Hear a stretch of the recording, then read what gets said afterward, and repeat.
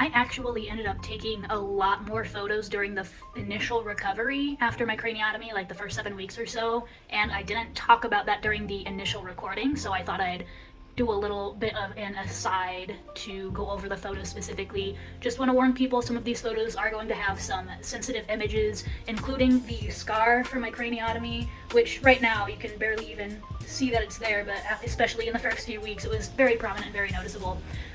So if you are sensitive to that sort of stuff, you might want to open up another tab and just listen to me go over what the experience was like, or you might want to just avoid this video altogether. Every picture, even as the scar starts to swell down, has some semblance of a black eye.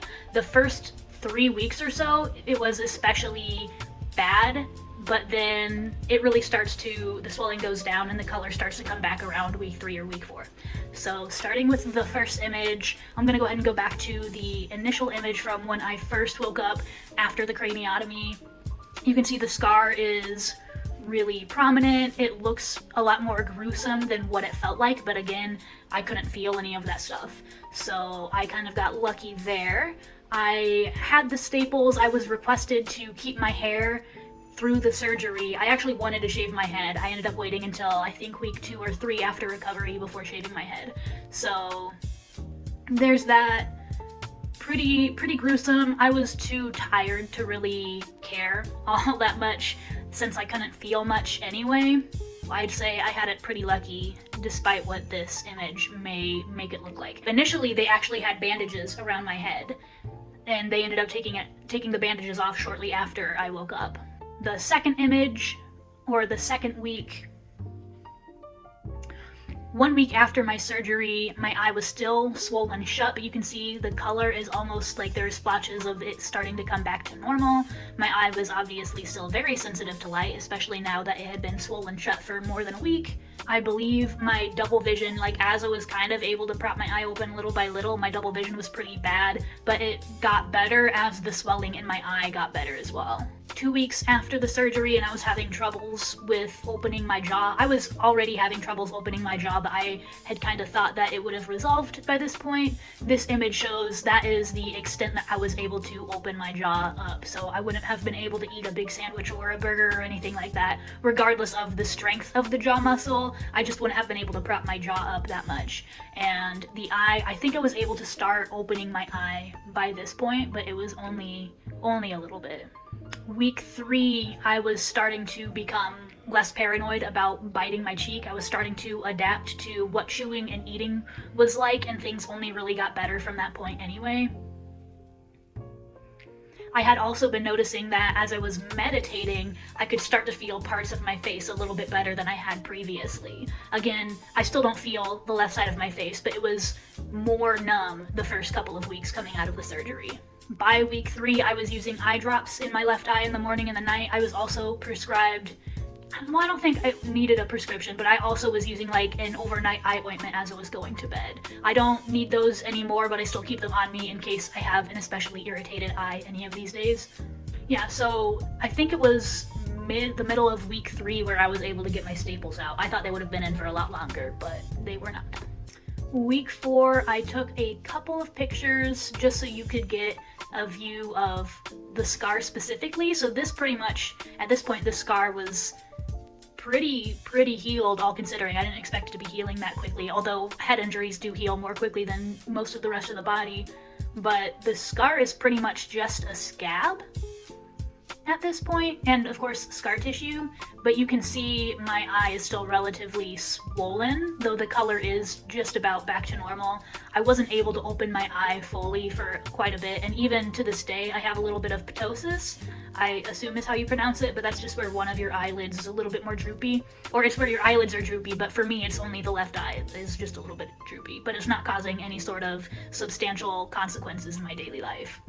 I had been wearing my eye patch up to about week 4 out of sheer desire for comfort, just to avoid the sunlight, but I started working without my eye patch around week 4 just so my eye could start adapting back to its new normal and I could retrain my eye to get more used to the light and to kind of get its focus back in. My eye would also close on its own if it was too bright, even if I wasn't consciously like making that decision to close it. It's weird because as I started getting any sort of sensation back in the left side of my face, it's not on the surface level. I still can't feel any like sharp feelings on the skin, but I can feel the muscles in my cheek working in a way that I can't feel the muscles in my right cheek working. So that's kind of cool. Week 5, you can see that my face is still relatively swollen, and my left eye is kind of red and can't open all of the way, but I'm able to open it enough to see for sure. The eye color, the color around the eye is back to normal. And the scar is, like, the scab is mostly gone at this point, and it's just mostly scar tissue. There are some areas that are a little splotched in red, but it's looking pretty normal. Again, I decided to shave my head after the craniotomy, but that was a personal decision. That wasn't a medical decision by any means. Week 5, I had my follow-up appointment, and the neurosurgeon said that the healing was going as well as we could have possibly hoped for. I started wearing glasses regularly because I was terrified that something would fly in my eye and I wouldn't notice, so I was pretty much wearing glasses as a precautionary measure. This post-op appointment is also where I asked them about why I wasn't able to open my jaw all the way, and that's where they told me they had to cut an upper portion of my jaw. And that's also where they told me that having my head turned for multiple hours would have likely been the cause of my ultra super migraine. And I have it written down, confirmed that it took my surgery 8 hours, but they were expecting it to be 5 hours. By this point, I was able to work out, but I wasn't able to go swimming, and I wasn't able to do any swimming or like submerging my head in water until my scar was totally healed. I was cleared to drive. I was cleared to sleep without the wedge pillow. So from the beginning, because my face was swollen, they told me to ice my face. So I was doing that. I was told that I could still continue icing my face around week 5, but it wasn't necessary, only to ice my face if it helped with the pain. I was scheduled to do an MRI about a month after week 5 just to reference it for future monitoring, and then I had another MRI, I think a year or two after that initial post-operation MRI. Week 5, I was noticing the differences in my nostrils because I wasn't able to feel my nasal cavity on the left side. I could tell that I could use my left nostril, but I could only tell that I was using my left nostril if I had plugged my right nostril. I know that's like oddly specific, but these are the kind of things that you think about when you lose all sensation in any part of your body. I had also noticed that double vision was especially bad immediately after waking up. I wasn't doing a whole lot of exercise, but I was still trying to be active, even if it just meant walking around the block or doing some yoga, which is exercise, but it's not lifting weights or running or anything, and I made sure to take things really slow again. But week 5 was about the time where I really started to challenge myself to get back to normal-ish, so I try going without sunglasses. That didn't really seem to work, but I was hoping that eventually my eye would start to adjust a little bit better. That didn't end up happening, so I went back to wearing sunglasses all of the time. And that's when I started exercising, and I was taking I was always taking my medicine, but I was also taking my vitamins. Week 6, I tried jogging. It was cold, and I had noticed that my vision had gotten blurry. My theory at the time was that exercising made my vision blurry or sunlight made my vision blurry, but now after I've had more experience, I think it was genuinely just that it was cold out, and the cold really messes with my eye. I was also noticing that my eye, although sensitive to all light, was especially sensitive to natural lighting. Week 6 is about when I started experimenting with driving again as well, but if I needed to, I think I would have been able to be driving sooner than that. And week 6 or 7 is when I started going back to work, but just for half days for a couple of weeks. Periodically, I would start new experiments where I'd do something like touching both sides of my face to see if I could like trigger some sort of synapses. I don't know.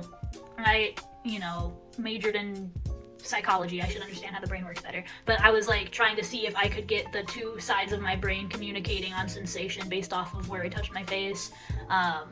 It didn't necessarily yield any results, but it didn't make anything worse.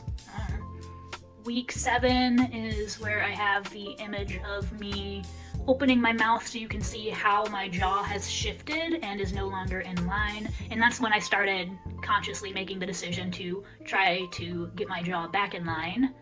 My scar was looking pretty good by then.